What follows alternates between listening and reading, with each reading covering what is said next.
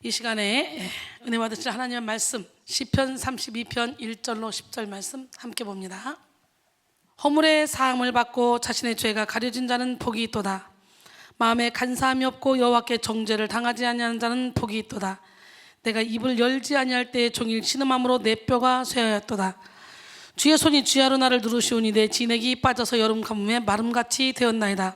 내가 이르기를 내 허물을 여호와께 자백하리라 하고 주께 내 죄를 아뢰고 내 죄악을 숨기지 아니하였더니 곧 주께서 내 죄악을 사하셨나이다.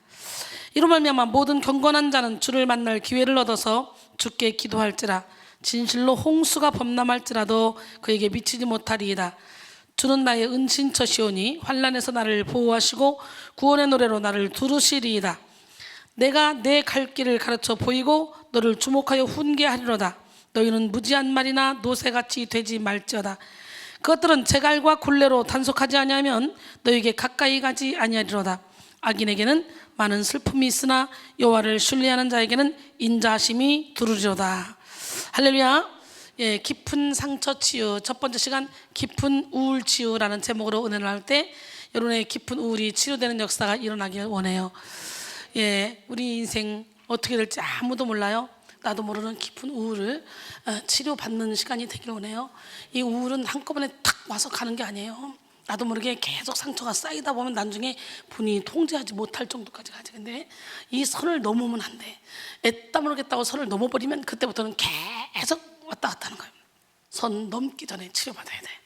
할렐루야. 예, 세상을 살아가는 사람들은 저마다 건강하고 활기찬 인생을 살고 싶어 하잖아요. 그러나 마음과는 다르게 쉽게 무너지고 넘어지는 연약한 자신을 직면할 때가 있습니다. 건강한 관계를 통해 건강한 사랑을 주고받기를 원하고 건강한 소통을 통해 막힘이 없는 삶을 살기 원합니다. 건강한 습관을 통해 삶의 질을 높이기를 원하죠. 그러나 정작 관계 속에서 병든 사랑을 주고받으며 불통으로 인해 막힌 삶을 살아가고 병든 습관으로 인해 병든 삶을 살아가는 사람들이 많이 있잖아요. 뿐만 아니라 자기 감정과 마음, 생각을 통제하지 못함으로 의도와는 다르게 행동해서 후회의 굴레 속에서 살아가는 사람들도 많이 있습니다. 자신은 열정적으로 살아보고 싶지만 게으름과 나태한 태도로 성과를 내지 못하고 이타적인 삶을 살아보고 싶지만 이기심을 이기지 못해 오히려 사람들을 불편하게 만들기도 하죠. 아름다운 언어를 사용하려 노력해봐도 자신의 언어가 자기도 모르게 거친 언어가 앞서고 성숙한 인격을 갖추려고 해봐도 어린아이 같은 인격을 벗지 못한 비성숙한 태도를 보이기도 합니다. 이와 같은 문제를 해결해 보고자 여러 가지 해결점을 찾아보아도 근본적인 삶의 변화를 이루지 못하죠. 겉사람의 변화는 결코 문제의 근원을 해결하지 못합니다. 우리는 오늘 반복되는 문제의 뿌리를 찾아야 돼요. 표면 위로 드러난 문제의 뿌리는 숨어있는 내면의 상처입니다. 우리 인생의 수많은 문제의 원인의 80%는 치료받지 못한 깊은 상처에 있다 그래요. 눈으로 보지 않는다 할지라도 영혼의 깊은 상처는 우리 인생에 치명적인 영향을 끼칩니다. 깊은 상처는 직접적으로 생각, 마음, 입술, 감정 등 우리의 전 영역에 영향을 끼치므로 상처에 갇힌 삶을 살게 합니다. 물론 모든 문제를 상처 때문에 왔다고 말할 수는 없죠. 분명히 상처의 영향은 지대하긴 하지만 그리스도인에게는 모든 상처를 이길 수 있는 능력이 허락되어 있어요. 우리는 성령 안에서 진리의 능력으로 상처를 뛰어넘는 삶을 살 수 있습니다. 그러므로 매사에 자기 잘못에 대해 상처를 탓하는 연약한 태도를 버리세요. 상처를 초월하는 여러분 되기를 원합니다. 상처 입은 치유자가 되기를 원합니다. 예, 여러분 벗어나지 못하면 하나님께 우리는 쓰임받을 수가 없어요. 이 시간 여러분 모두가 깊은 상처를 치료받고 상처를 초월하여 능력 있는 그리스도인으로 우뚝 서시기를 원합니다. 예, 그러기 위해서는 우리의 의지를 하나님께 내어드려야 됩니다. 예, 로마서 6장 12절로 14절 그러므로 너희는 죄가 너희 죽을 몸을 지배하지 못하게 하여 몸의 사육에 순종하지 말고 또한 너희 지체를 불의의 무기로 죄에게 내주지 말고 오직 너희 자신을 죽은 자 가운데서 다시 살아난 자 같이 하나님께 드리며 너희 지체를 의의 무기로 하나님께 드리라. 죄가 너희를 주장하지 못하리니 이는 너희가 법 아래에 있지 아니하고 은혜 아래에 있음이라 그랬어요. 오늘 여러분의 의지를 주님께 확 내어드리기를 합니다. 예, 그래서 영적 실력을 쌓아야 돼요. 영적 실력은 어떻게 쌓아져? 예배를 드릴 때, 말씀을 들을 때. 할렐루야. 우리 함께 찬양해 볼까요?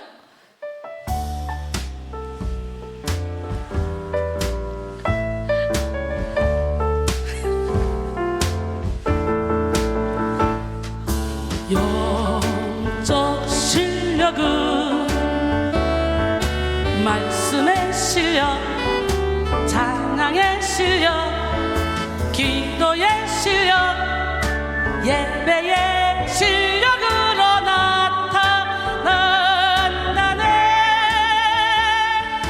영적 실력은 사랑의 실력, 희락의 실력, 화평의 실력, 인내의 실력으로 나타난다네. 성령의 열매로 나타나는 영적 실력은 하나님의 영으로 인도받아 살아갈 때 쌓을 수 있다네. 우리의 영적 싸움은 영적 실력을 빛내고 배후에서 역사하는 악한 영들을 몰아내는 본질적 싸움이네. 자아와 죄를 이기고 악한 영과 세상 이기는 능력의 삶을 살기 위해 악한 권세 물리치는 영적 실력 주신 주님을 의지하세. 앉아서 춤춰봐요. 영혼이 막 깨끗해지는 것 같아. 그죠?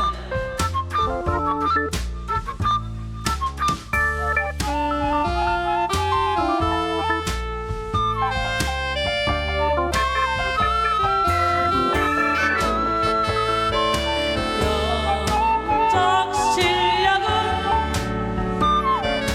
장비의 실력, 양성의 실력, 충성의 실력, 온유와 절제로 나타난다네. 성령의 열매로 나타나는 영적 실력은 하나님의 영으로 인도받아 살아갈 때 쌓을 수 있다네. 우리의 영적 싸움은 영적 실력을 빛내고 배후에서 역사하는 악한 영들을 몰아내는 본질적 싸움이네. 자아와 죄를 이기고 악한 영과 세상 이기는 능력의 삶을 살기 위해 악한 권세 물리치는 영적 실력 주실 주님을 의지하세. 주님을 의지하세. 예. 세상 것은 금방 적응이 돼요, 그죠? 처음에는 웃음 나서 도대체 못하겠는 거예요, 이게 음악이. 근데 또 이런 음악으로도 노래하니까 맞아요, 저하고? 전혀 동떨어지고 안 맞을 것 같지 않아요? 근데 맞죠? 네, 신기하네. 그래요. 그러면 이 음악을 통해서도 또 치료가 되는 거예요. 저절로 막 이게. 예. 해결되지 못한 영혼의 상처는 우리 인생에 직접적인 영향을 끼쳐서 하나님과의 단절, 자신과의 단절, 인간관계의 단절을 초래합니다. 그러므로 우리는 표면 위로 드러나 문제의 근본 원인인 내면의 깊은 상처를 치료받아야 돼요. 우리 삶에 보여지는 열매는 내면을 비추는 거울입니다. 내면이 건강하면 건강한 삶을 살게 되고, 내면이 행복하면 행복한 삶을 살게 돼요. 어때요? 이순이가 날마다 영육으로 건강하게 행복하게 살고 있지 않습니까? 그러나 내면이 병들면 병든 삶을 살게 되고 내면이 우울하면 우울한 삶을 살게 되죠. 마태복음 7장 16절로 20절까지 보면 그들의 열매로 그들을 알지니 가시나무에서 포도를 또는 엉겅퀴에서 무화과를 따겠느냐? 이와 같이 좋은 나무마다 아름다운 열매를 맺고 못된 나무가 나쁜 열매를 맺나니 좋은 나무가 어떤 열매 맺어? 그렇죠. 좋은 나무는 좋은 열매 맺겠죠. 좋은 나무가 나쁜 열매를 맺을 수 없고 못된 나무가 아름다운 열매를 맺을 수 없다는 거예요. 믿으십니까? 예. 그런데 여러분 지금 열매는 맺지도 못하면서 잘난 척 되게 하는 사람 있지? 없어? 있어. 근데요 19절에 보니까 아름다운 열매를 맺지 아니하는 나무마다 찍혀 불에 던져진다는 거예요.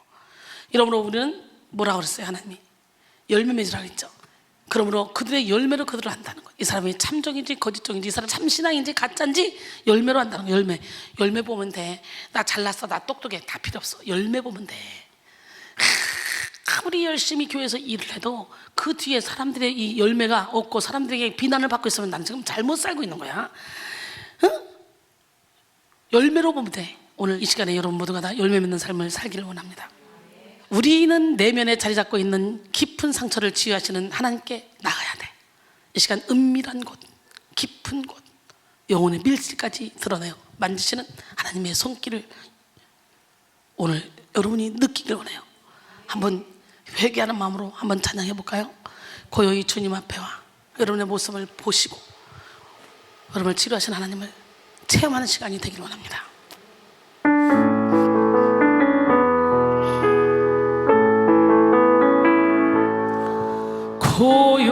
고요 주님 앞에 와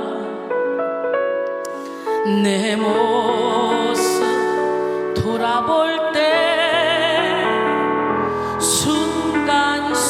순간순간에 그 모든 일이 죄와 허물 뿐입니다. 주님의 손과 발에 다시 못을 받던 이 죄인 빌라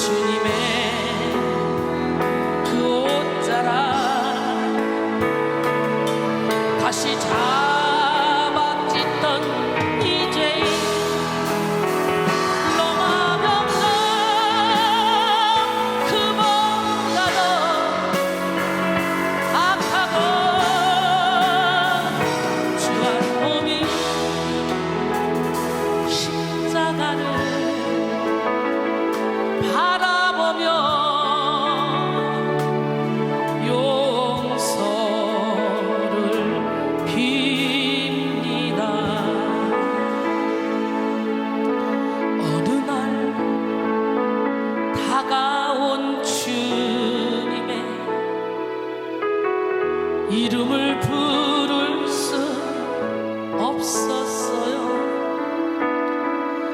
뜨거운 사랑을 느꼈지만 부를 순 없었어요. 어느 날 다가온 주님의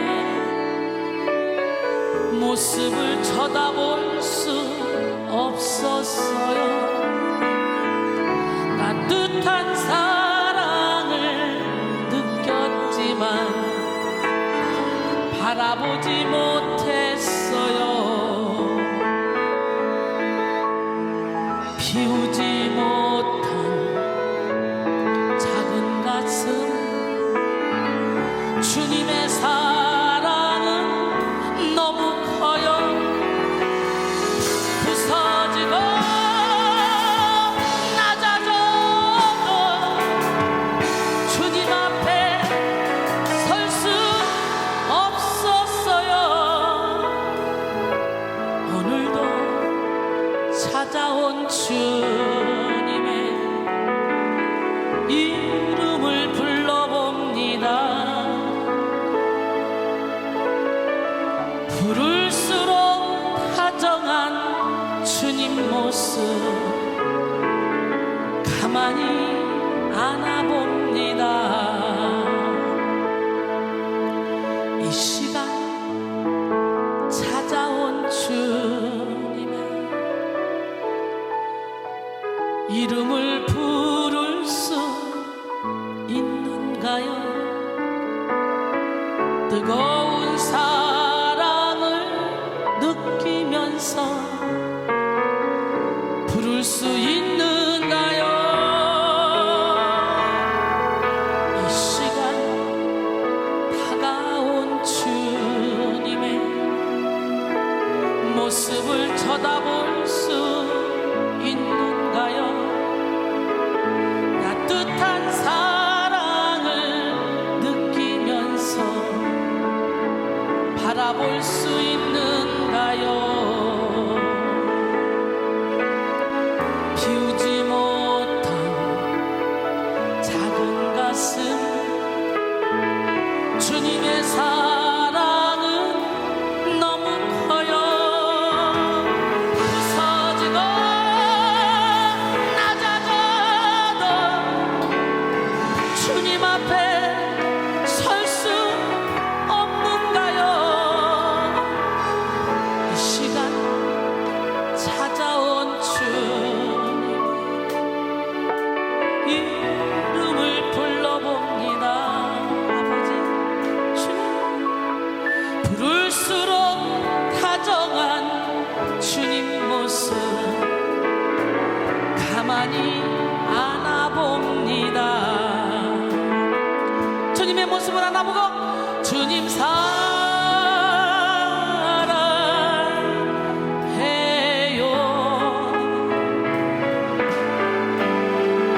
사랑해요.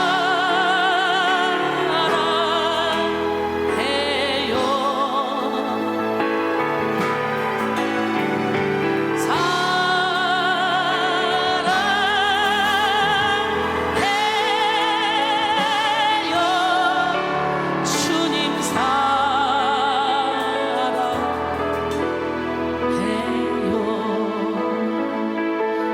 주님 감사해요.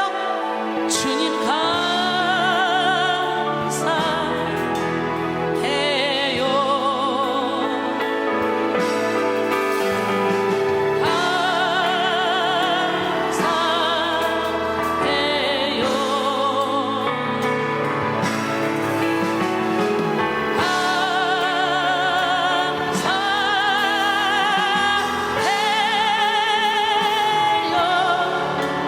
주님 감사해요. 간절한 마음으로 주님 사랑한다고 고백해보세요. 주님 사랑, 나를 사랑한 자들이 나의 사랑을 입으며 나를 간절히 찾는 자들이 나를 만나려 하신 주님 앞에 간절한 마음으로 사랑한다고 고백해보세요. 주님 사랑합니다.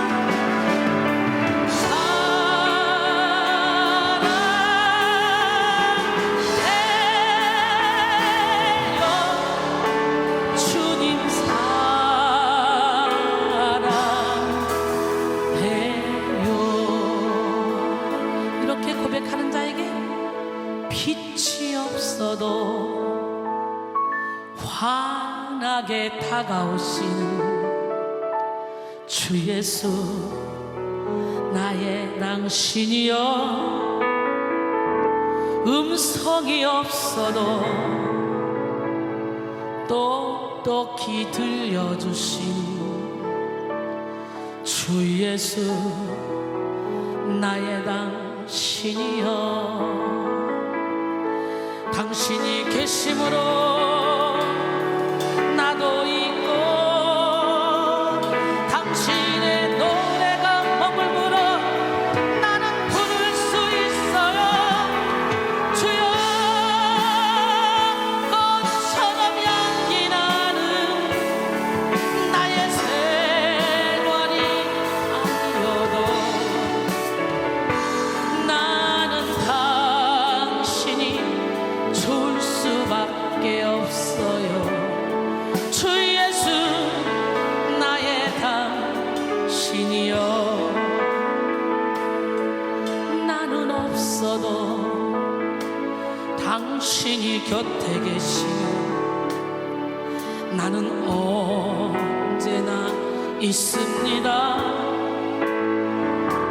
나는 있어도 당신이 곁에 없으면 나는 언제나 없습니다. 당신이 계심으로 나도 있고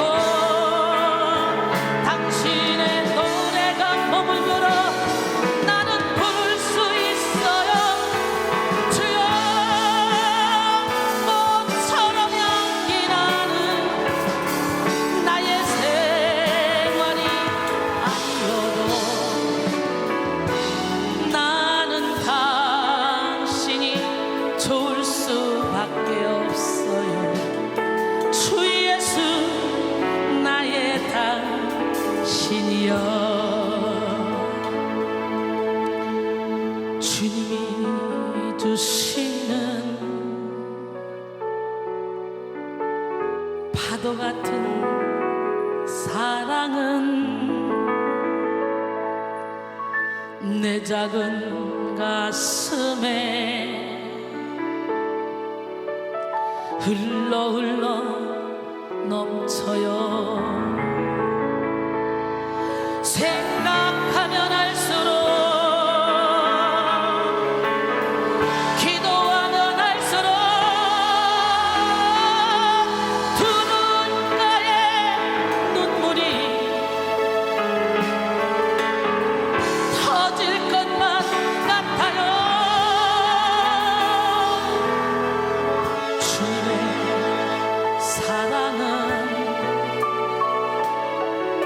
한없이 크셔라. 우리의 영혼에 한 줄기 빛이여라. 주님이 주시는 솟아나는 기쁨은 내 작은 가슴에 샘물처럼 솟아요. 생각하면 할수록 기도하면 할수록 두 눈가에 눈물이 터질 것만 같아요. 주님의 기쁨은 끝없이 새로워.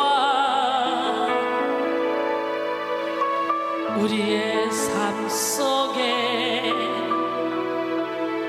영원한 향기여라. 주님이 주시는 하늘나라 평화는 내 작은 가슴에 깊이 깊이 흘러 생각하면 할수록, 기도하면 할수록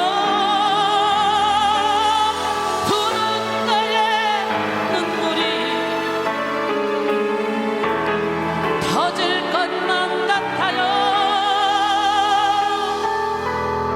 주님의 평화는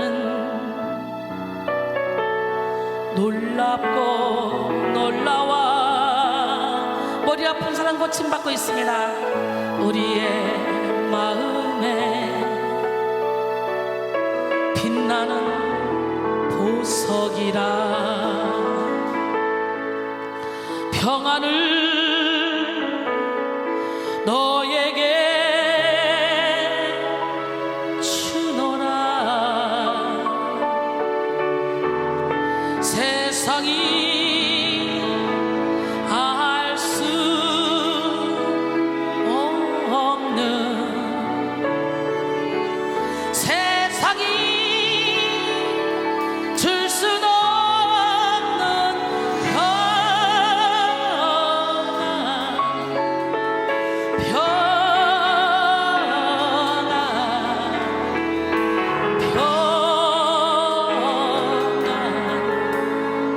평안을 내게 주노라. 영혼중의 질병을 치료를 너에게 주노라. 세상이 줄 수 없는, 세상이 알 수도 없는 치료를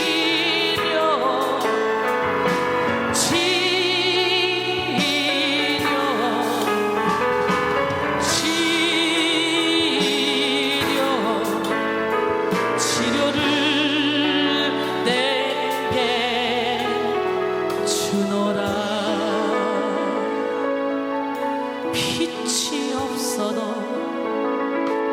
환하게 다가오시는 주 예수, 나의 당신이여.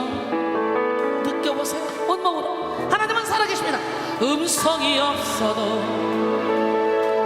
똑똑히 들려주시는 주 예수, 나의 당신이여.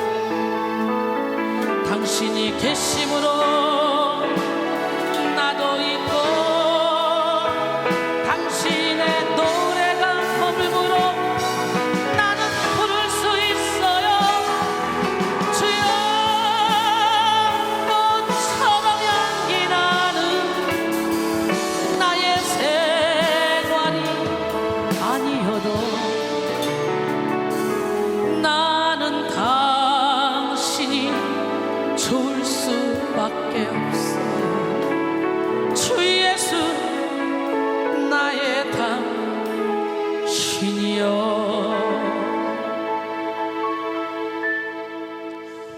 할렐루야. 저는 이 찬양을 부르면서 정말 살아계신 하나님을 눈으로 보고 귀로 들어 아는 그런 영적인 세계가 확 열렸어요. 수많은 문제를 야기시키는 깊은 상처가 수면으로 올라오는 순간 치료는 급속도로 이루어집니다. 깊은 상처가 수면으로 올라와야 되는데요, 많은 사람들은 그 상처가 수면으로 올라오면, 한마디로 나가려고 죄가 살아나면 거기서 포기하더라고. 전쟁을 스스로 정죄하고 죄책감을 메기도 하더라고. 말씀의 빛을 받기 전에는 내가 살았더니 계명의 이름에 죄는 살아나고 난 죽었다. 사도 바울이 고백했잖아요. 그때부터 내 안에 두 가지 법이 싸운대요. 나는 선을 행하기 원하는데 선을 행할 능력은 내게 없대요. 자꾸 육신의 법으로 내가 끌려가는 걸 보고 탄식하는 사도 바울. 어때요? 여러분들도 그렇게 탄식해 본 적 있지 않습니까? 우리 하나님, 멋쟁이 하나님 우리를 변화시킵니다. 예, 정말 주님의 말씀을 깨닫기 전에는 내가 살았지만 주님의 말씀을 깨달은 후에는 죄가 살아나고 나가 죽어. 그때부터 내 무의식의 깊은 곳에서부터 이제 우리는 전쟁에 들어가서 하나님의 말씀으로 치료받기 시작하는 거지. 그러니까 죄가 살아났을 때는 좋은 거야, 안 좋은 거야? 근데 문제는 사도 바울이 엄청나게 곤고하다고, 누가 나를 이 사망의 몸에서 건져내라고 탄식하며 두 손 두 발 다 들었지. 죄가 살아나면 고통스럽지만 그 과정을 겪어야 우리는 영혼이 새로워질 수 있어. 그래서 상처가 수면 위로 올라오는 순간 치료는 급속도로 이루어지는 거예요. 할렐루야. 회칠한 무덤을 덮어놓으면 그 안에 죽은 사람의 뼈와 묻은 더러운 것이 가득함에도 불구하고 이걸 깨닫지 못해. 회칠한 무덤을 벗겨버리면 그 안에 어둠이 수면으로 올라오면서 급속도로 치료가 시작이 되는 거예요. 오늘 깨닫는 은혜가 여러분에게 있어지기를 원합니다. 할렐루야.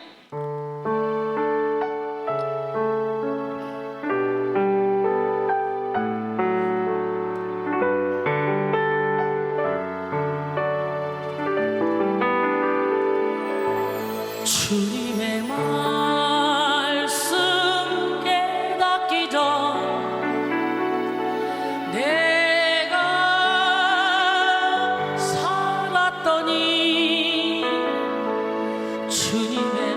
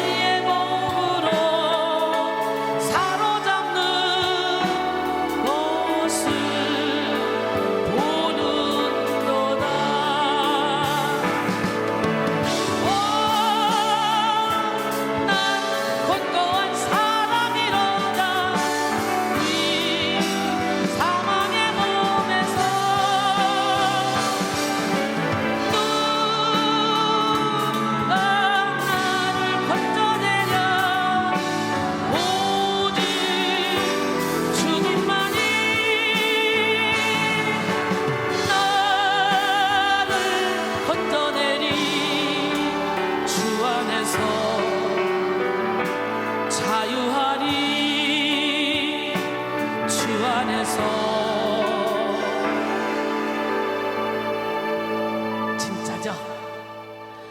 자유하리.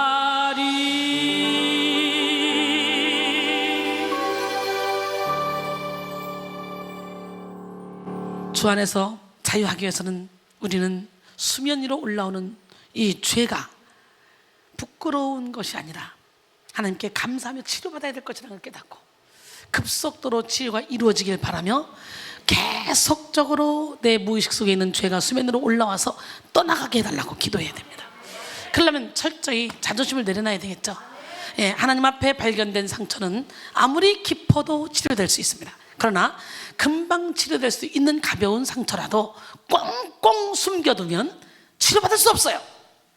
지금 우리는 상처 입은 모습 그대로, 연약한 모습 그대로, 병든 모습 그대로, 더러운 모습 그대로, 아주 추악한 모습 그대로 하나님 앞에 나와야 됩니다.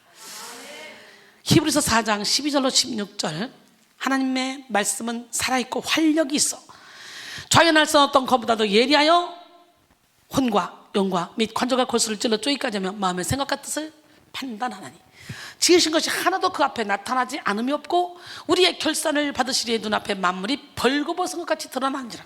그러므로 우리에게 큰 대제사장이 계시니 승천하시니 곧 하나님의 아들 예수시라. 우리가 믿는 도리를 굳게 잡을 자다. 우리에게 있는 대제사장은 우리의 연약함을 동정하지 못하시리가 아니오 모든 일에 우리와 똑같이 시험을 받으시니로되 죄는 없으시니라. 그러므로 우리는 긍휼하심을 받고 때를 따라 돕는 은혜를 얻기 위하여 은혜의 보좌 앞에 담대히 나아갈 것이니라.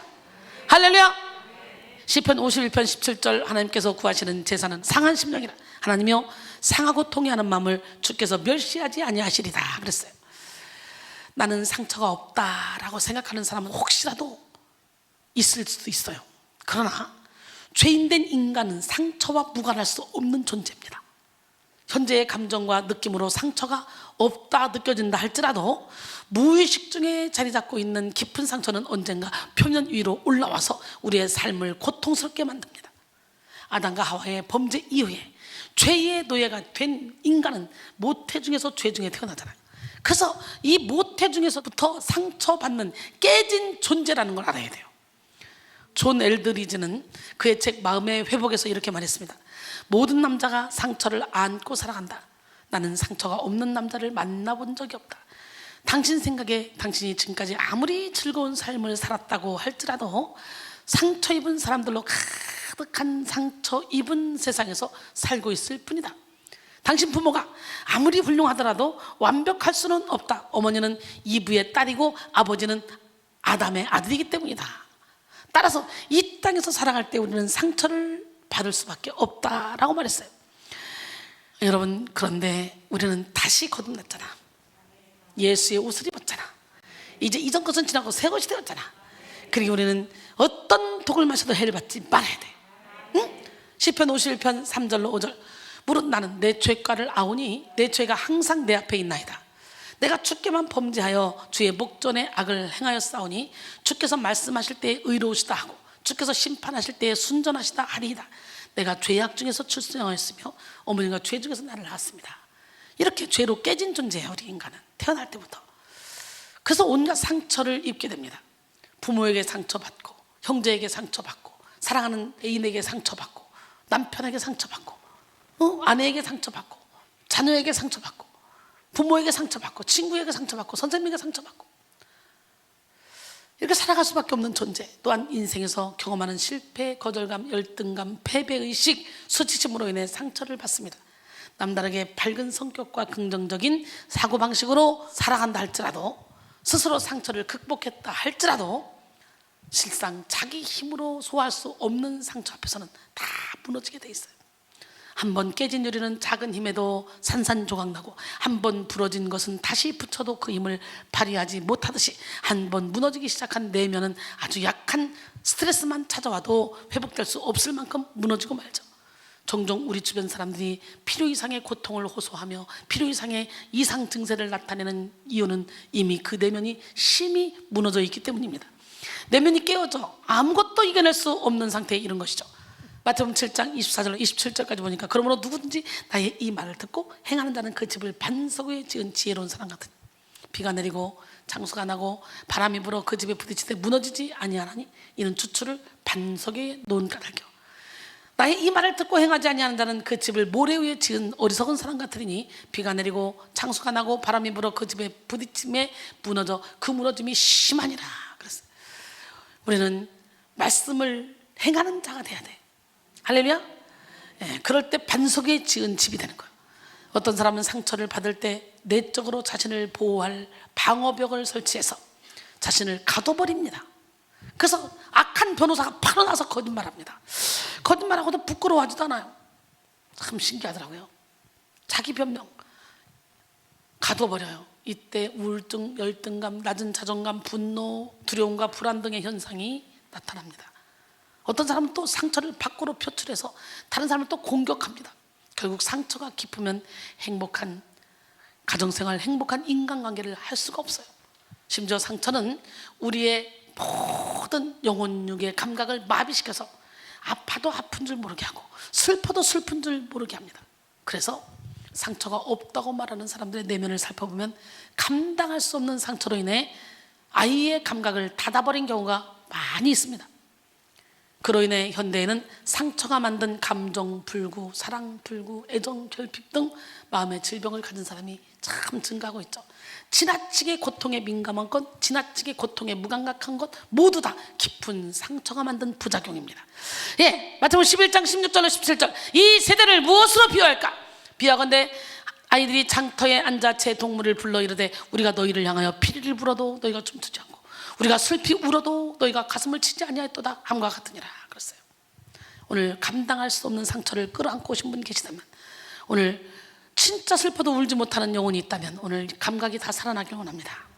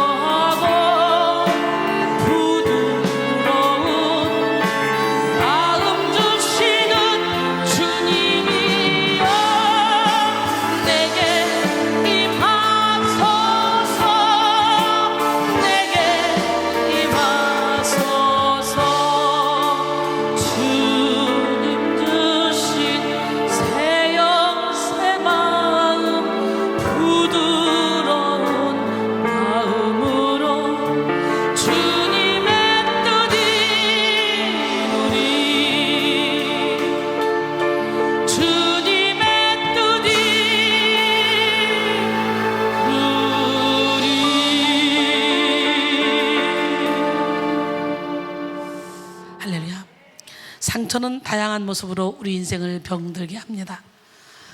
그중 대표적인 것이 뭐냐? 바로 오늘 지금 우리가 설교 제목인 우울입니다. 우울. 깊은 우울을 치료받는 시간이 되길 원해요. 사탄은 우리 속에 자리 잡고 있는 상처를 이용해서 침체된 인생, 우울한 삶을 살게 합니다. 박윤희 씨의 안고 우는 기도자, 안고 우는 기도자에 나오는 글입니다. 상처를 치유받지 못하면 어둠이 틈을 타고 들어오는 통로가 된다. 그래서 어둠의 영인 사탄에게 우리의 생각과 마음이 완전히 잠식당하고 만다. 상처가 가져다주는 패배는 참으로 크다. 하나님과 단절되어 분별력을 갖지 못하게 된다. 그리고 공격적인 성향으로 변해 인간관계도 어렵다. 늘어나는 자기 비하로 늘 열등의식을 지니고 살아간다. 실제로 죽고 싶은 것도 아닌데 입으로는 늘 죽고 싶다고 말하고 대인 기피증으로 인해 사람들과 눈을 마주치지 못한다. 상처의 배후에서 조종하는 사탄의 공격을 받으면 우울감을 느끼기도 한다라고 했어요. 상처는 주로 우울, 침체, 눌림, 억압, 두려움, 좌절감의 무기를 사용하여 우리 영혼을 피폐하게 만들고 우리 인생을 망가뜨립니다. 그중 우울은 무기력과 무능에 갇혀 인간다운 삶을 살지 못하게 하는 강력한 사탄의 덫입니다.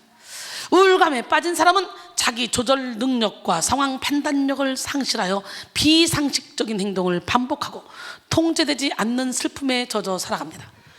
우울감에 빠지게 되면 자신이 가진 재능과 달란트를 묻어두고 연약하고 가치 없는 삶을 살게 되는데요, 사탄은 우리 인생에 우울의 덫을 놓고 지나친 두려움, 슬픔, 자기 연민, 열등감에 빠지게 합니다. 사탄이 놓은 우울의 덫에 걸린 사람은 지나친 두려움과 극심한 외로움을 느껴 깊은 무기력에 빠져 있으며 동시에 무책임한 행동을 반복하기도 하죠. 도저히 상식으로는 이해할 수 없는 실수를 반복하고 개선할 의지조차 보이지 않죠. 그로 인해 관계가 무너지고 학업이 무너지고 삶이 무너지게 됩니다. 결국 우울은 그 삶 전체를 황폐하게 하는 뿌리라고 할 수 있습니다. 요즘은 4명 중 1명은 우울에 빠져 있다고 하는데요, 특히 코로나19가 장기화되면서 우울감을 느끼는 이 코로나 블루 현상이 확산되고 있는데요, 20, 30대 젊은 층의 경우 정상적인 삶을 위협하고 있는 이 수준에 이른다고 합니다. 뿐만 아니라 요즘에는 소아 우울증이 급증하여 마음이 아픈 아이들이 많이 있어요.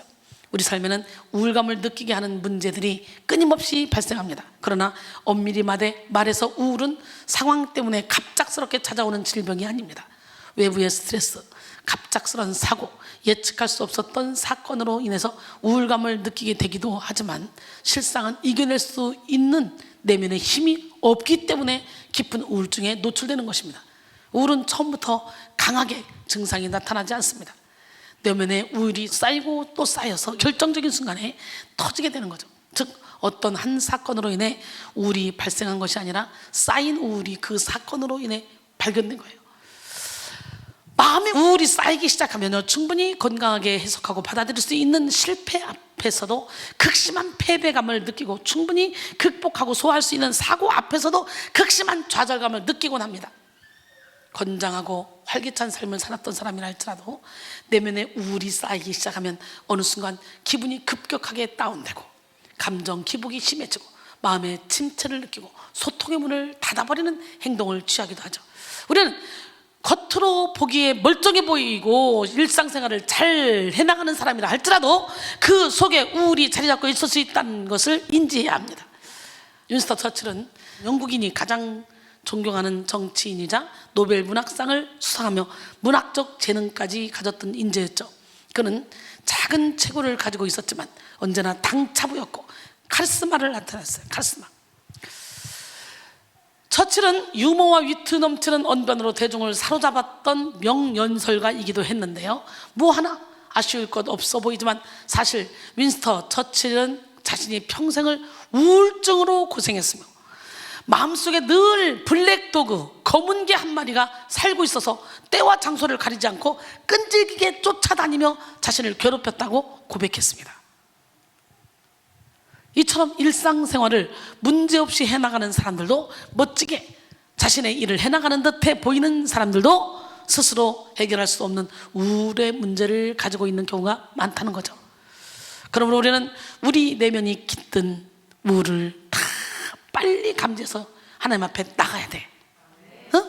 내면의 우울을 감지하지 못한 사람은 순간순간 올라오는 이 불안과 두려움을 세상의 쾌락으로 다 덮어보려고 합니다. 간헐적으로 느껴지는 고독과 외로움을 가볍게 생각합니다. 그러나 한번 쌓인 우울은 사라지지 않고 내면에 켜켜이 쌓여 후에는 걷잡을 수 없는 문제를 초래합니다. 물이 99도에서는 끓지 않잖아요. 마지막 1도가 더 올라야 끓어요. 그죠? 우울증 또한 내 안에서 99%가 쌓여 있을 때는 증상이 나타나지 않아. 그런데 이것이 1%가 쌓여지면 밖으로 확 나가는 순간 모든 사람이 알죠. 폭발적으로. 우리는 하루속히 내면에 쌓인 우울을 해결받아야 되는데, 우리 교회는 매일매일 예배를 드리면서 여러분 내면에 쌓인 우울을 하나씩 걷어내잖아. 그러니까 이렇게 꽉 차가지고 왔는데 은혜를 받을 때마다 헐렁헐렁해지다가 어느 순간에 화가 안 나. 어느 순간에 우울하지 않아. 어느 순간에 기쁨이 넘쳐 행복이 넘쳐서 감당할 수가 없어. 지금 기쁨이 넘쳐 감당할 수 없는 사람들 많거든. 여기 몇 명이야? 손 들어봐. 시작. 많잖아요. 기쁨이 넘쳐서 감당할 수 없는 사람들, 이렇게 생겨. 이 사람들 원래 그러냐? 아니었어요. 하나님이 만지면 이렇게 가능합니다. 나도 인지하지 못하는 우울이 언젠가 내 인생을 삼킬 수 있다는 걸 깨닫고 오늘 하나님 앞에 나가 나의 잔재까지도, 우울의 잔재까지도 깨끗이 치료받기를 원합니다. 특히 어둠의 영은 성도로 하여금 우울한 내면을 인지하지 못하게 하고 감추게 하여 치유의 길, 회복의 길, 이 길로 나가지 못하게 합니다. 실제로 우울증 환자들이 자신을 잘 감춘다고 하는데요, 우울증 환자들이 자신을 너무너무 잘 감춰 포장을 잘한다고 하는데, 허프포스트가 소개한 우울증을 가진 사람들의 특징 5가지가 있습니다. 첫째는 숨기는 데 선수다. 우울증을 숨기고 있는 사람들은 그들의 팔을 자해하거나 비상식적인 행동을 반복하는 이유 등에 대해 은폐를 하는데 프로입니다. 프로. 그들은 자신들이 느끼는 고통을 숨기기 위해 무엇을 말하며 어떻게 다른 사람들의 주의를 끌 수 있는지 잘 알고 있습니다. 두 번째, 행복한 것처럼 꾸민다. 우울증이 있는 사람들은 음침한 성격만을 가지고 있다는 생각은 잘못된 생각이에요. 숨은 우울증을 가지고 있는 사람들은요, 겉으로 드러나는 기분을 어떻게 바꿔야 하는지 너무 잘 알고 있어요. 그래서 전형적으로 가장 행복한 사람처럼 보이기도 합니다. 대표적인 인물이 우리 유나였잖아요. 유나, 조지영 권사님 딸내미. 고등학교 2학년 때 유학하다가 한국에 왔는데 그냥 얼마나 오바를 하는지 막 너무너무 극도로 오버하면서 막 큰 소리로 웃으면서 막 사람들 일일이 모든 사람을 다 찾아가서 그렇게 친한 척을 하는 거예요. 여기서 설교하는데 하나님이 제가 상처가 깊다, 저 우울이다 가르쳐주는 거예요. 그래서 내가 유나가 지금 자기의 우울을 감추기 위해서 저렇게 겉으로 확 포장하고 저렇게 행복한 척 하는데 유나는 지금 우울이 깊다 그랬더니 그 자리에서 팍 울더라고요. 그러더니 그 딸이 고쳐졌어, 근본적으로. 할렐루야. 감췄지만 하나님 앞에서 드러난 거지. 세 번째, 특출한 재능이 있거나 표현력이 뛰어나다. 그래요. 우울증 있는 사람들 특히 특출한 재능들이 있고 표현력이 뛰어나기 때문에 우울증 초기에 이 사람들이 말을 하면 분명히 사단이가 이 사람들 입을 통해 말하는데도 사람들이 들을 때는 정상으로 보여서 속기 딱 좋아요. 그래서 우리는 분별해야 돼. 세계적인 예술가나 음악가 그리고 지도자들 중에 정신질환이 있는 경우가 많습니다. 네 번째, 비정상적인 수면과 식습관을 갖고 있다. 숨은 우울증을 갖고 있는 사람들은 너무 많이 자거나 혹은 너무 적게 자는 특이한 습관을 갖고 있죠. 이들은 또 너무 적게 혹은 너무 많이 먹는 습관을 가지고 있기도 합니다. 다섯 번째, 나름의 치료법을 갖고 있다. 감춰진 우울증이 있는 사람들은 매일 자기 상태를 진단하는 나름의 생활 습관을 가지고 있습니다. 이들은 스스로 자신을 통제할 수 있다고 생각하고 다른 사람의 조언이나 도움을 받아들이지 않습니다. 이처럼 많은 사람들이 우울증 증세를 가지고 있으면서도 자기 내면에 숨기는 사람들이 많이 있습니다. 그런데 우리가 알아야 될 것은 의학적으로 진단된 우울증 환자에게만 우울증이 있는 것이 아니라는 거예요. 겉으로 보이기에는 멀쩡해 보이는데 우울한 생각, 우울한 감정, 우울한 마음, 우울한 사고방식을 가지고 살아가는 사람들이 참으로 많습니다. 우울함의 강도만 다를 뿐이지 사람들은 저마다 우울함과 씨름하고 있습니다. 여러분의 마음은 어떻습니까? 알 수 없는 침체와 가라앉음, 극심한 감정 기복, 몰랐던 과거의 상처가 수면 위로 쑥 올라와 혼란과 우울감을 느끼고 계시는 않습니까?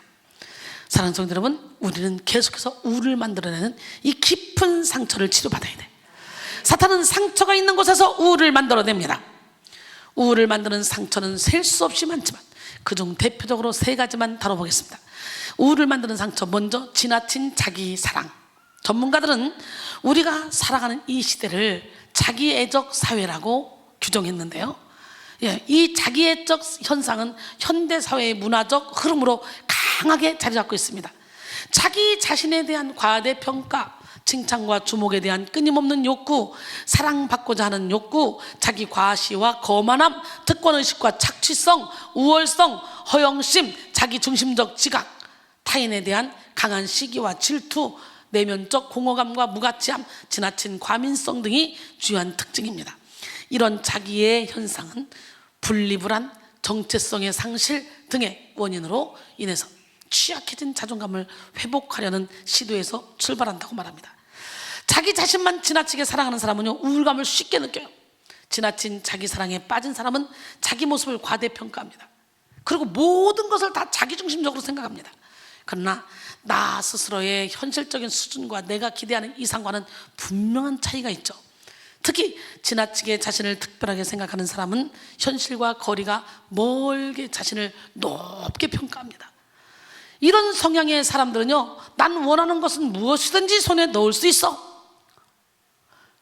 여기서 더 나가서 원하는 것은 무엇이든지 반드시 손에 넣어야 해 라고 생각합니다.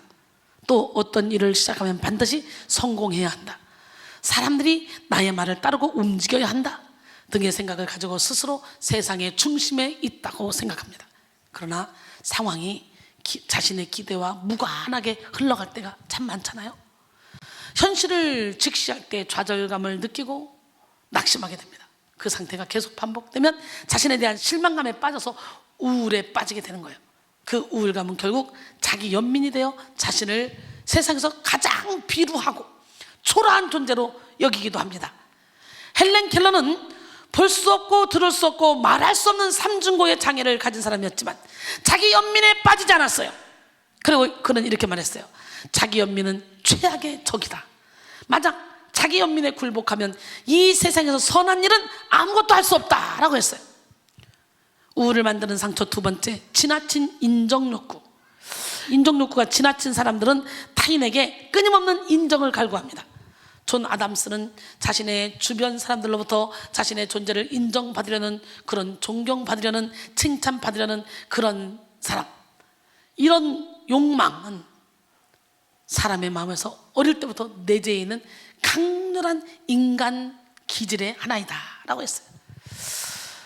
사람들은 타인에게 인정받음으로 자신의 존재 이유를 발견하기도 합니다. 그러나 인정욕구가 충족되지 못하면 우울감에 빠지죠. 특히 자신이 다른 사람들에게 인정받지 못하거나 잊혀졌다고 생각할 때 상처받으며 자존감과 자신감을 잃어버립니다. 나와의 관계와 상관없이 상대방이 바빠서 나에게 무관심할 때가 있잖아요.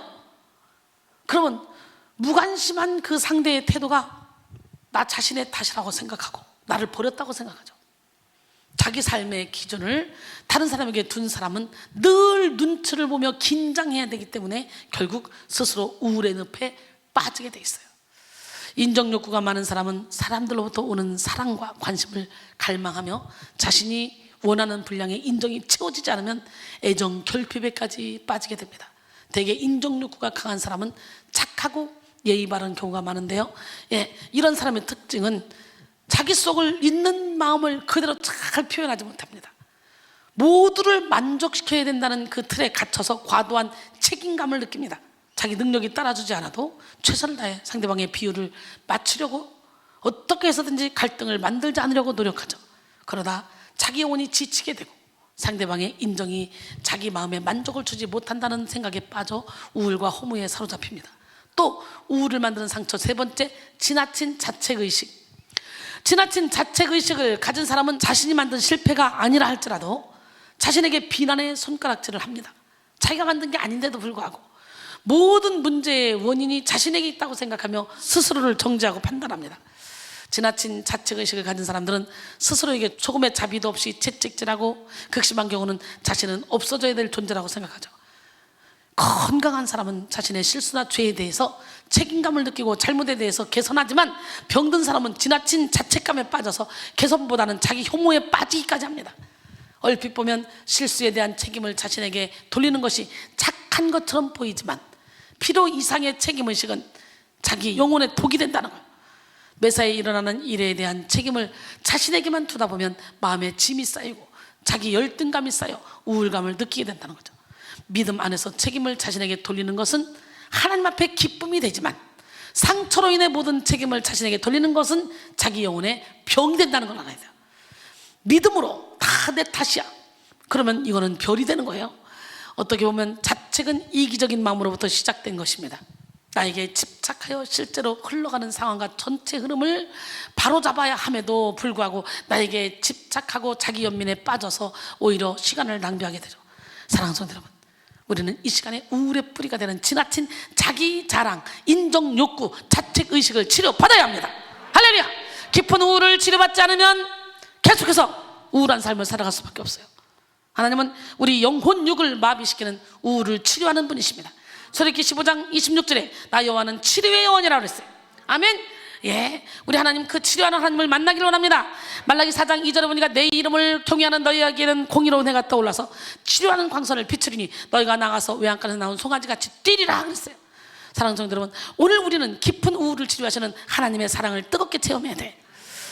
우울을 완전히 고칠 수 있는 분은 오직 하나님 한 분뿐이야. 그러므로 우리는 영적 관점에서 우울을 바라봐야 돼. 오늘날 현대의학은 우울을 단지 정신질환으로 치부해버리고 우울의 원인을 과도한 스트레스, 외부 환경으로부터 오는 상처라고 생각합니다. 또한 가벼운 정신상담, 약물 복용 등으로 해결할 수 있다고 주장합니다. 그러나 우울은 단순한 정신질환이 아니에요. 영적 질병이에요. 정신상담이나 약물 복용이 일시적으로 우울의 기분을 잠재울 수는 있겠지만 우울의 뿌리는 치료하지 못합니다. 사실 우울이라는 것은 죄와 상처의 결과물이에요. 죄가 있는 곳에 그림자처럼 따라다니는 것이 우울이에요.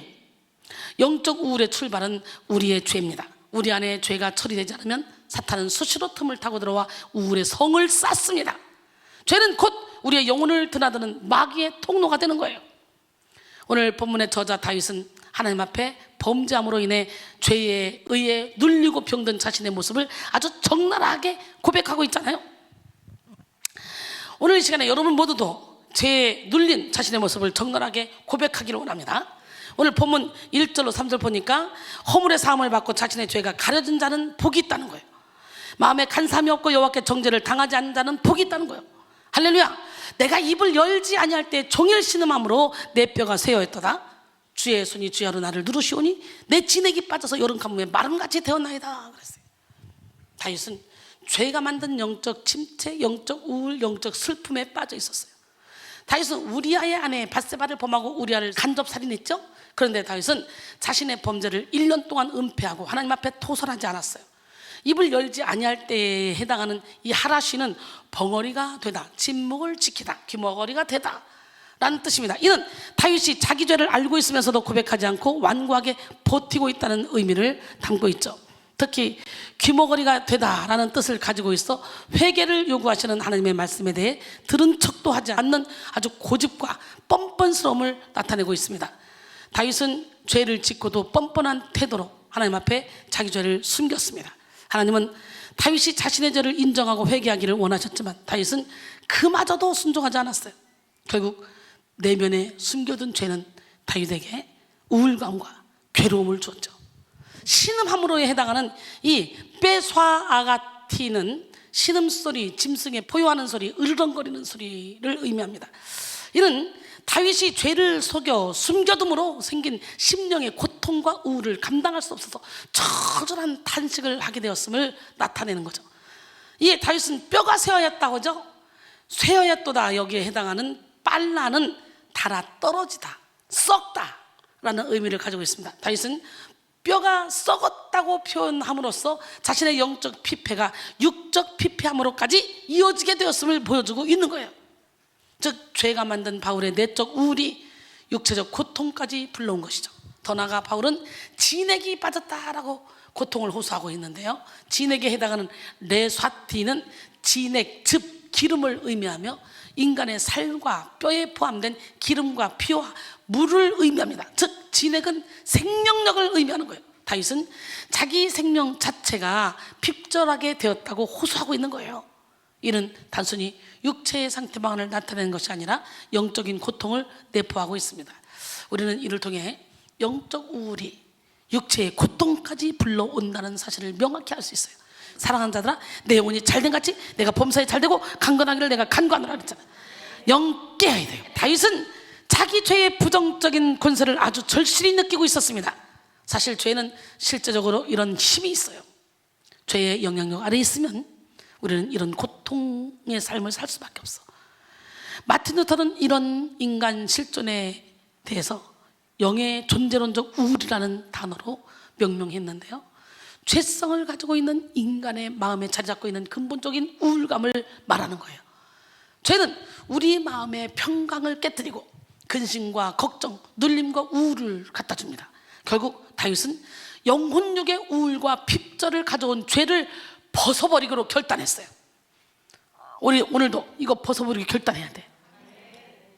5절에 보니까 내가 이르기를 내 허물을 여호와께 자복하리라 하고 주께 내 죄를 아뢰고 내 죄악을 숨기지 아니하였더니 곧 주께서 내 죄악을 사하셨나이다. 할렐루야. 말할 수 없는 영혼의 고통과 육체적 질병으로 만신창이가 된 다윗은 이제 하나님께 나가 자신의 모든 죄를 자복하기로 결심했습니다. 여호와께 자복하리라 라고 했는데, 자복하리라는 뜻은 뭐냐? 자신을 내보이다, 고백하다 라는 뜻으로 자기의 죄와 허물을 스스로 나타내 보이는 것을 의미합니다. 우리는 겉과 속이 같은 사람이 돼야 돼요. 할렐루야. 옆 사람하고 인사할까요? 우리 겉과 속이 같은 사람이 됩시다. 잔과 대접의 겉은 깨끗해야 돼. 그 안에는 탐욕과 방탕으로 가득한 여러분의 영혼이 있다면 오늘 빨리 수리받기를 바랍니다. 잔과 대접의 겉은 깨끗이 하되 분먼 바리새인처럼 그 안에는 탐욕과 바탕으로 가득한 내 영혼이여, 겉으로는 눈먼 바리새인처럼 배칠한 무덤같이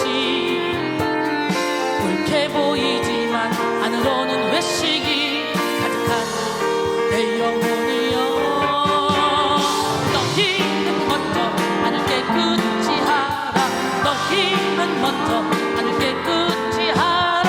말씀하신 주님의 명령대로 살기 원하네. 긍휼이 풍성한 내 주님이여, 사랑이 풍성한 내 주님이여, 내 안에 거하여 주인이 되어 예수답게 하옵소서. 내 안에 거하여 깨끗게 하사 열매 맺게 하옵소서. 너희는 먼저 안을 깨끗이 하라. 너희는 먼저 안을 깨끗이 하라. 말씀하신 주님의 명령대로 살기 원하네. 긍휼이 풍성한 내 주님이여, 사랑이 풍성한 내 주님이여, 내 안에 거하여 주인이 되어 예수답게 하옵소서. 내 안에 거하여 깨끗게 하사 열매 맺게 하옵소서. 내 안에 거하여 주인이 되어 예수답게 하옵소서. 내 안에 거하여 깨끗게 하사 열매 맺게 하옵소서. 아멘.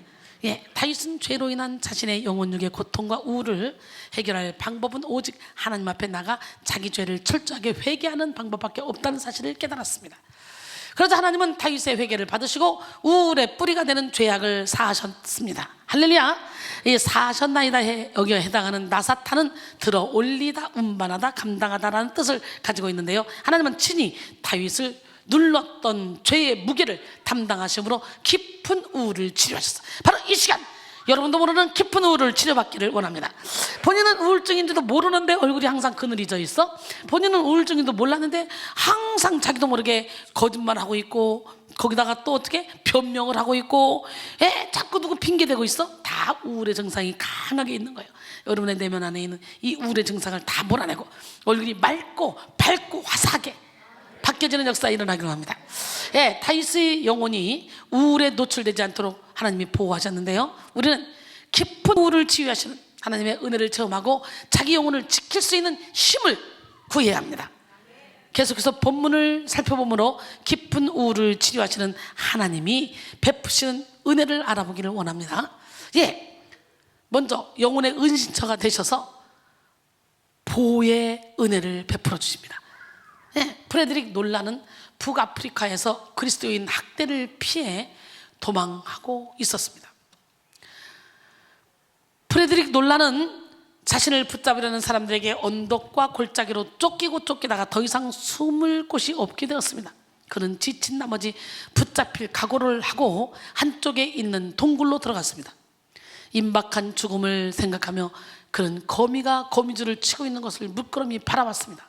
몇 분이 지나서 그 조그마한 거미가 동굴 입구에 멋지게 거미줄을 치는 게 아닙니까? 그를 잡으러 쫓아왔던 사람들은 프레드릭 놀란이 동굴 안에 숨어 있을 것이라고 생각했습니다. 그래서 들어가려고 했는데 보니까 입구에 쳐져 있는 이 거미줄이 있는 거예요. 거미줄이 뜯겨짐이 없이 동굴에 들어갔다는 것은 불가능한 일이잖아요. 그래서 분명히 이리 들어온 줄 알았는데 이 거미줄 있는 거 보니까 여기 안 들어갔네. 어디로 도망갈까 순식간에. 그리고 결국은 못 찾고 돌아갔어요. 프레드릭 놀란은 위험에서 구출함을 받고 동굴에서 나와서 외쳤습니다. 하나님이 계신 곳은 가느다란 거미줄도 두꺼운 방벽이 되고, 하나님이 없는 곳에서는 아무리 두꺼운 방벽도 한낱 거미줄이다. 할렐루야. 하나님은 우리의 피난처가 되셔 환난 중에 우리를 도우시며 우리의 은신처가 되셔 흑암 중에 우리를 보호하시는 분이에요. 죄를 회개하고 영적 우울에서 벗어난 다윗은 이제 계속해서 험한 세상 가운데서 밀려오는 위기와 어려움으로부터 하나님의 보호를 받게 될 것이라는 이 확신을 나타냈습니다. 오늘 본문 6절로 7절, 이로 말미암아 모든 경건한 자는 주를 만날 기회를 얻어서 주께 기도할지라. 진실로 홍수가 범람할지라도 그에게 미치지 못하리이다. 주는 나의 은신처시오니 환난에서 나를 보호하시고 구원의 노래로 나를 두르시리이다. 할렐루야. 은신처에 해당하는 이 세테르는 덮다, 가리다 라는 의미를 가지고 있어요. 상징적으로 보호, 방어의 뜻을 가지고 있습니다. 허물의 사함을 가려진 자는 복이 있다 그랬잖아. 오늘 1절에 은신처 되신 하나님이, 할렐루야. 하나님의 보호 아래 있는 자는 홍수가 범람할지라도 전혀 해를 받지 않게 되는 거예요.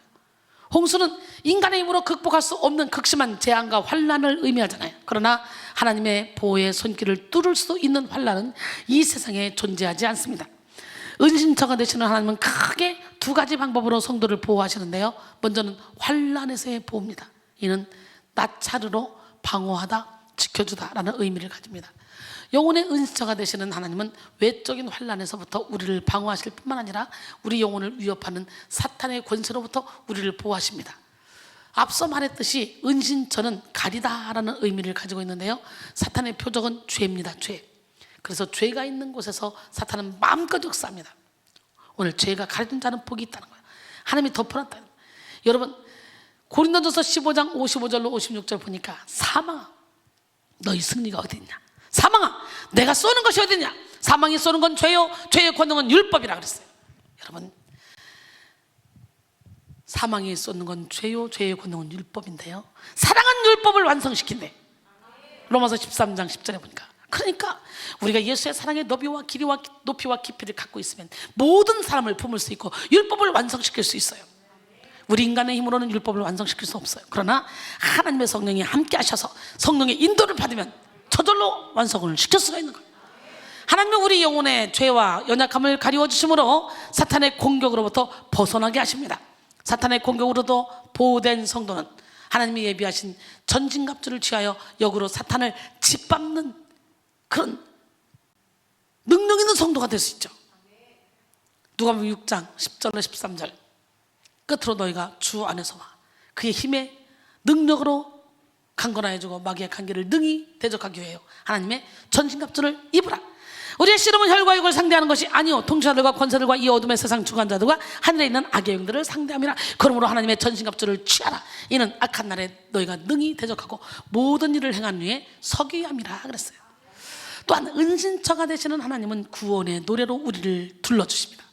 둘러주시다에 해당하는 이 테소 베베딜은 돌아다니면서 둘러싸다, 포위하다라는 의미를 지니는데요, 이는 전쟁터에서 병사들이 왕을 지키고 보호하기 위해 왕을 포위한다는 의미를 가진 단어입니다. 다윗은 자신의 영혼육을 철두철미하게 지키시는 하나님을 찬양하지 않을 수가 없었어요. 사랑하는 성도 여러분, 하나님은 우를 가져오는 악한 영으로부터 우리의 영혼육을 철두철미하게 지키십니다. 그러므로 우리는 깊은 우울을 치유하시며 우울을 가져오는 사탄으로부터 우리를 보호하시는 하나님을 피난처로 삼아야 돼요. 우리는 오직 주님의 날개 안에서 참된 평안과 안식, 참된 만족과 기쁨을 누릴 수 있는 존재입니다. 시편 63편 7절에 보니까 주는 나의 도움이 되셨습니다. 내가 주의 날개 그늘에서 즐거이 부르리이다 그랬어요. 깊은 우울을 치유하는 하나님의 은혜, 두 번째, 영혼의 지도자가 되셔 거룩의 은혜를 베풀어 주십니다. 깊은 우울을 치유하시는 하나님은 다시는 우리가 죄악의 길로 빠지지 않도록 하시기 위해서 우리를 지도해 주십니다. 때로는 사람 찌찌과 인생 막대기로 우리를 때려서라도 죄로 향해 달려가는 우리의 발걸음을 멈추게 하십니다. 할렐루야! 예, 히브리서 12장 5절로 8절까지 보니까 또 아들들에게 권하는 것 같이 너에게 권면하신 말씀도 잊었도다. 일렀으되 내 아들아 주의 징계하심을 정의 여기지 말며 그의 꾸지람을 받을 때 낙심하지 말라. 주께서 그 사랑하시는 자를 징계하시고 그가 받아들이시는 아들마다 채찍질 하심이라 하였으니 너희가 참으면 징계를 받기 위하며, 할렐루야, 참으면 뭐 하기 위함? 징계를 받기 위함이라. 하나님이 아들과 같이 너희를 대우하시니 어찌 아버지가 징계하지 않는 아들이 있으리요. 징계는 다 받는 것이거늘 너에게 없으면 사생자요 친아들이 아니니라. 그리고 11절에 보니까 무릇 징계가 당시에는 즐거워 보이지 않고 슬퍼 보이나 후에 그로 말미암아 연단받은 자들은 의와 평강의 열매를 맺느니라 그랬어요. 할렐루야! 하나님의 징계와 연단의 의도는 옳은 길로 가게 하려 하심입니다. 인간은 우울을 치유받아도 또 다시 우울의 늪에 빠지려 하는 죄의 본성을 가지고 있습니다. 마치 우리 몸과 죄가 고무줄로 연결되어 있어 하나님을 향해 달려가던 힘을 빼면 팽팽히 당겨졌던 고무줄이 순식간에 우리를 죄의 자리로 돌려놓는 것과 같이 빠릅니다. 죄의 본성을 가진 인간은 하나님의 뜻대로 살아가기보다는 저절로 육신의 정욕, 안목의 정욕, 일생의 자랑을 따라 살아가게 돼 있기 때문에 그렇게 되면 또다시 죄악의 늪에 빠져서 이전보다 더 강한 우울과 침체에 빠지게 되는 거죠. 그래서 하나님은 우리의 죄악된 본성을 꺾으시기 위해 훈련하시며 우리를 친히 지도하십니다. 자아의 절망과 십자가 소망 붙잡는 시간이 되기를 합니다. 자아가 절망하지 않으면 절대로 우리는 십자가 소망을 붙잡을 수 없어요. 우리 하나님, 멋쟁이 하나님, 기적의 하나님, 철저히 나에 대해서 절망하게 하시고 십자가의 소망을 붙잡게 해달라는 마음으로, 간절한 마음으로 함께 찬양합니다.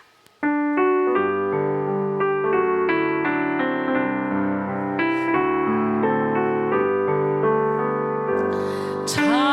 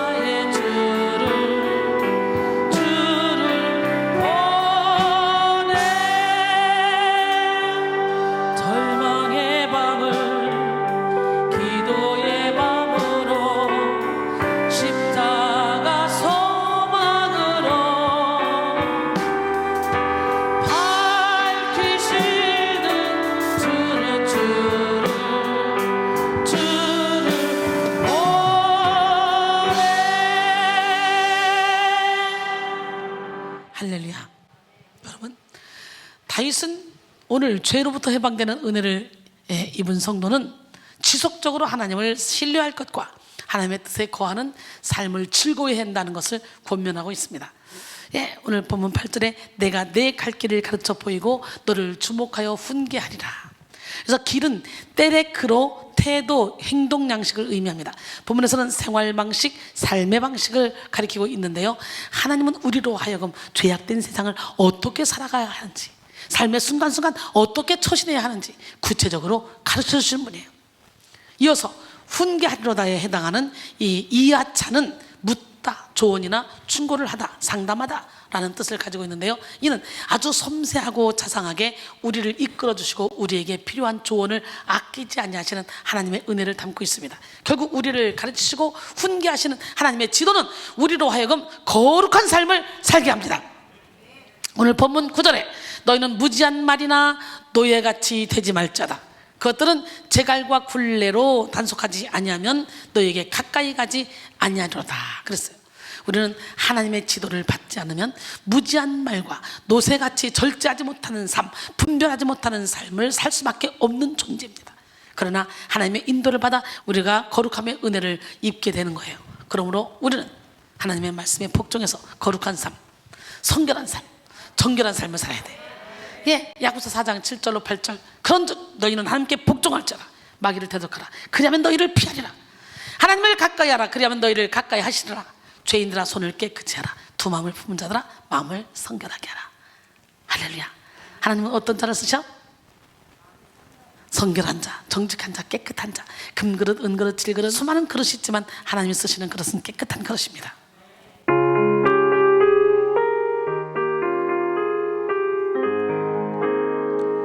하나님은 정직한 자들의 삶에 빛을 비춰 주시리. 하나님은 성결한 자들의 삶에 빛을 비춰 주시리. 하나님은 정직한 자들의 삶에 빛을 비춰 주시리.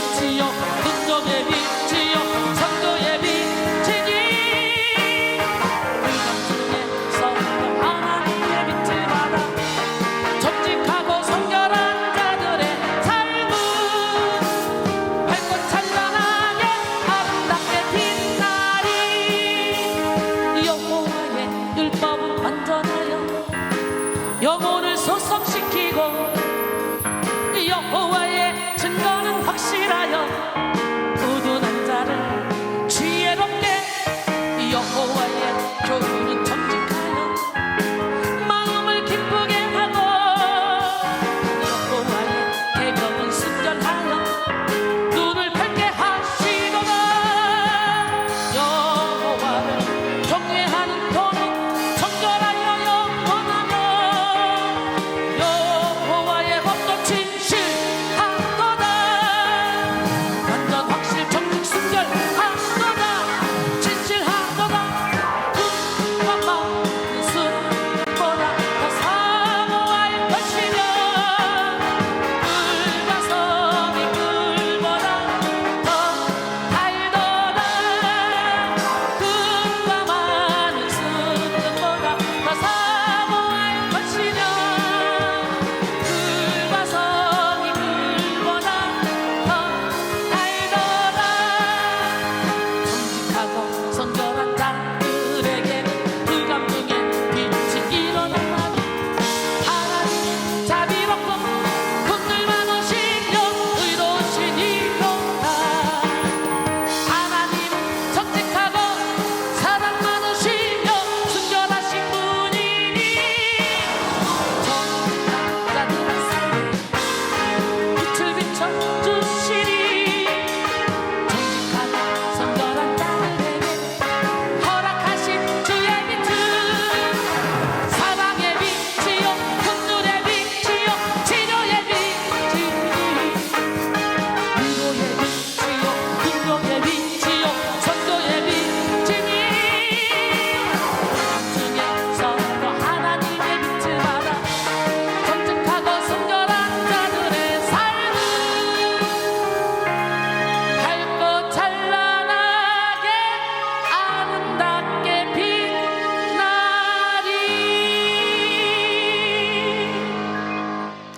오늘 이 시간에 우린 주의 빛을 받아야 돼. 사랑의 빛, 치료의 빛, 능력의 빛, 위로의 빛, 회복의 빛을 받아서 만능을 주님께로 인도해야 돼요. 주의 빛을 받은 우리는 어떻게 살아야 돼? 주의 빛을 받는 우리가 빛을 발할 때이라. 이 세상의 빛, 이 세상의 빛 꺼져가는 이때에 주의 빛을 받는 우리가 빛을 발할 때이라. 이 세상의 빛, 이 세상의 빛 꺼져가는 이때에 죄와 어둠 물리치고 따뜻한 주의 빛 바랄 때이라. 사면서 물리치신 따뜻한 주의 빛 바랄 때이라.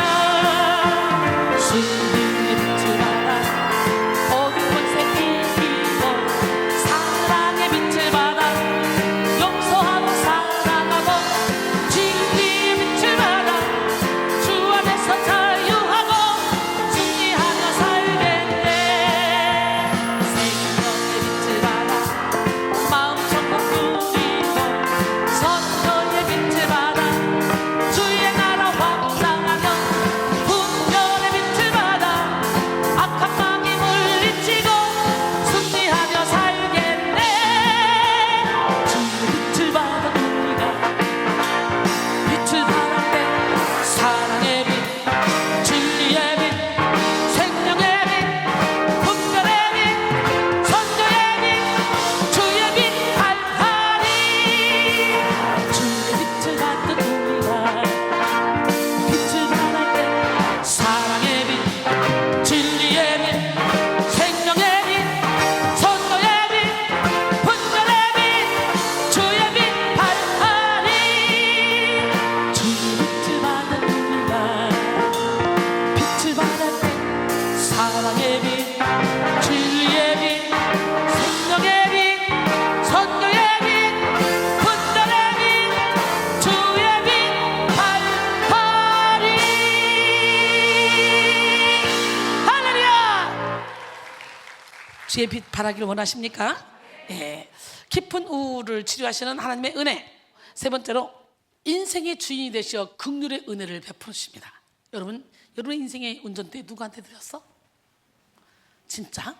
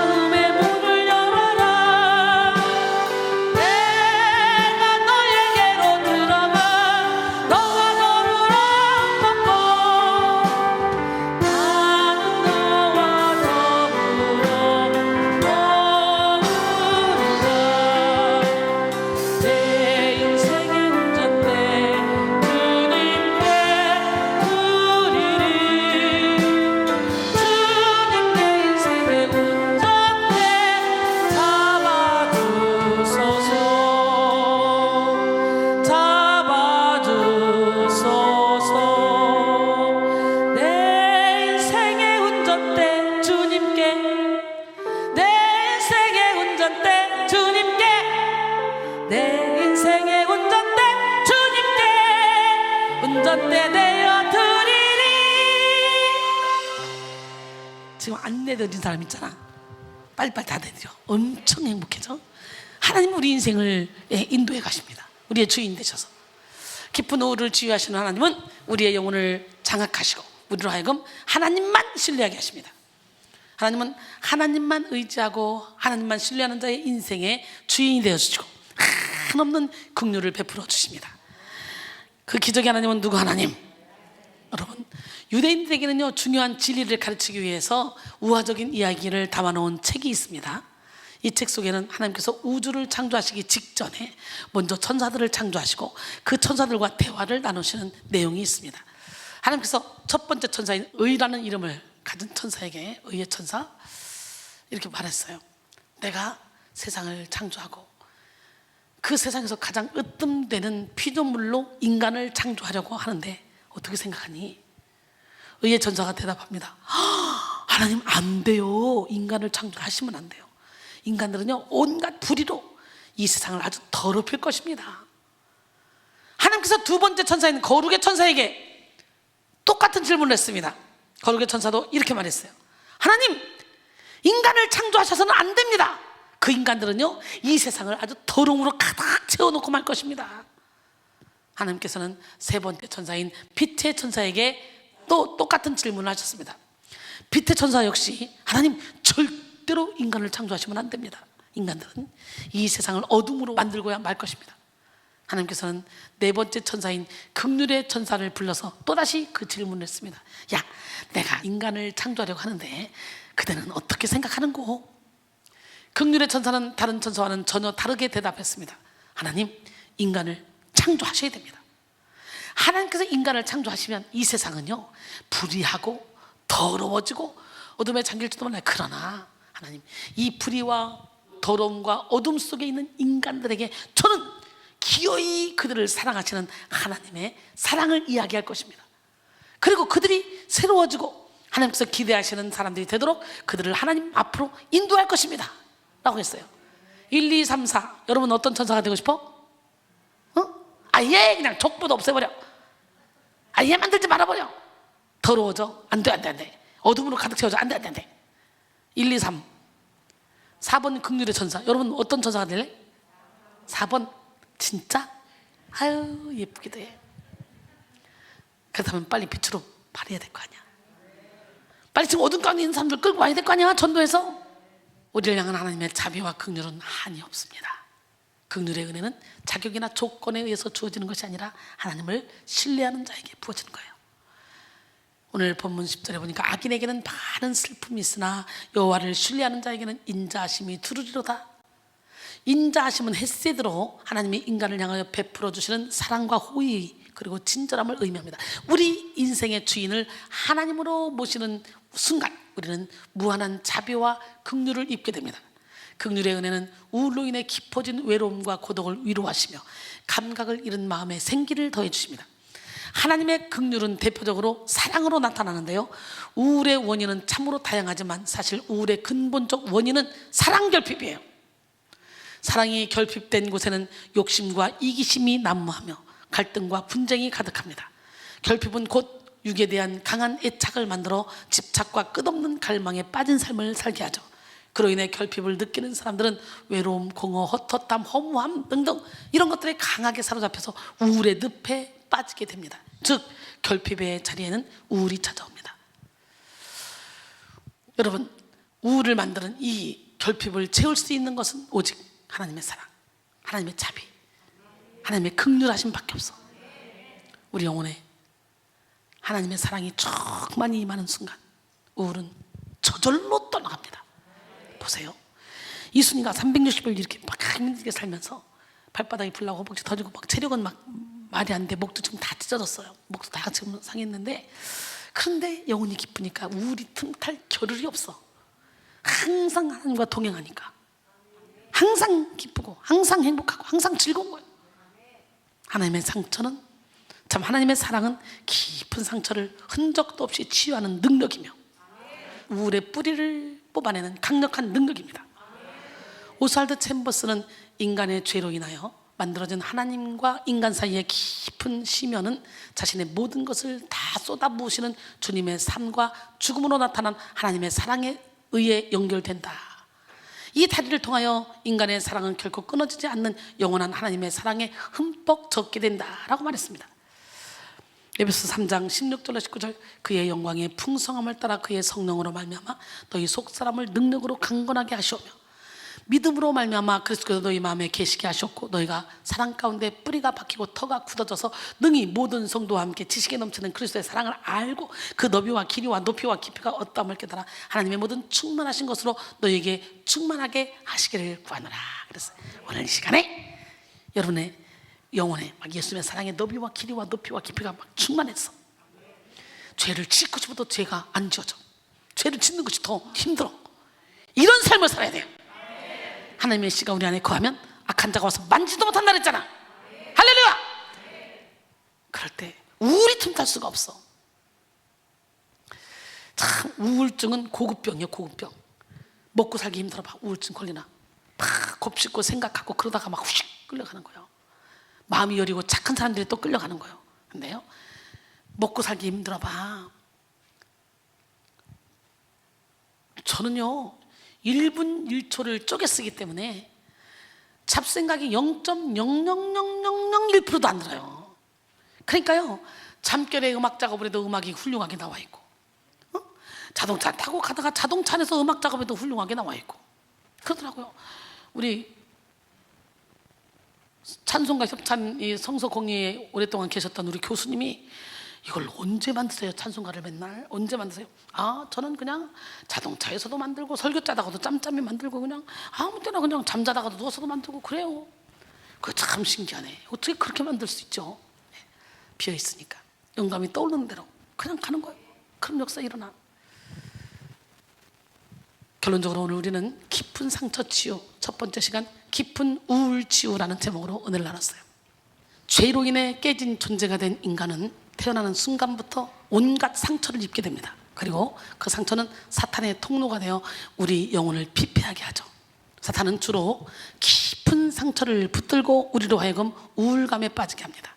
사탄은 상처가 있는 곳에서 우울을 만들어냅니다.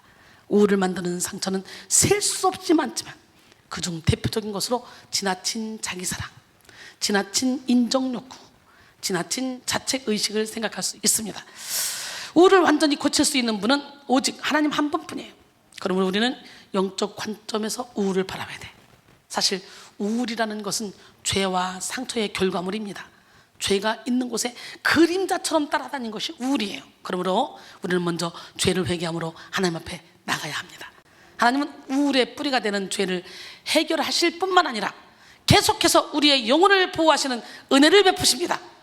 깊은 우울을 치료하시는 하나님의 은혜는 영혼의 은신처가 되시어 보호의 은혜를 베푸십니다. 영혼의 지도자가 되시어 거룩의 은혜를 베푸십니다. 인생의 주인이 되시어 긍휼의 은혜를 베푸십니다. 사랑하는 성도 여러분, 깊은 우울을 치유하시는 하나님을 만나셔서 보호의 은혜, 거룩의 은혜, 긍휼의 은혜를 체험하는 기적의 주인공들이 되기를 주님의 이름으로 축원합니다. 옆 사람 바로 우리는 승리했습니다. 하나님은 당신을 사랑하십니다. 하나님은 살아계십니다. 예, 살아계신 하나님을 믿으십니까? 예, 정말 부족하고 연약한 저를 불러서 저를 변화시키고 영의 눈이 열리는 축복을 허락하여 주셔서 이렇게 많은 영혼들을 주님께로 인도하는 축복의 통로로 사용하고 계시는 그 주님께 영광 돌리며 여러분들도 영의 눈이 열리는 축복을 받기를 원합니다. 아멘.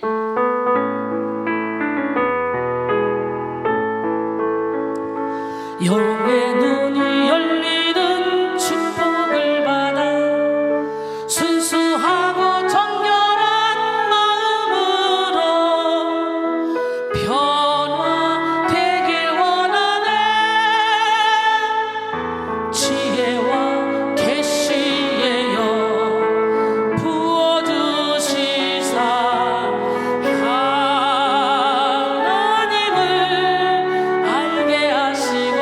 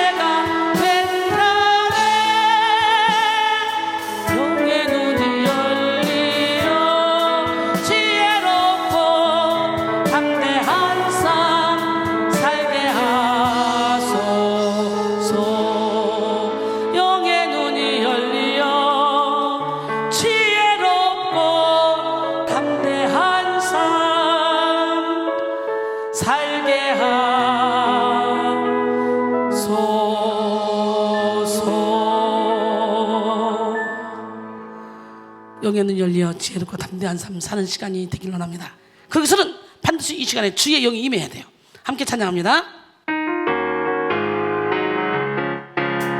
주의 영이 내게 임하셨으니 나의 죄를 씻어주시리. 주의 영이 내게 임하셨으니 나를 새롭게 해주시리. 주의 영이 내게 임하셨으니 주의 권능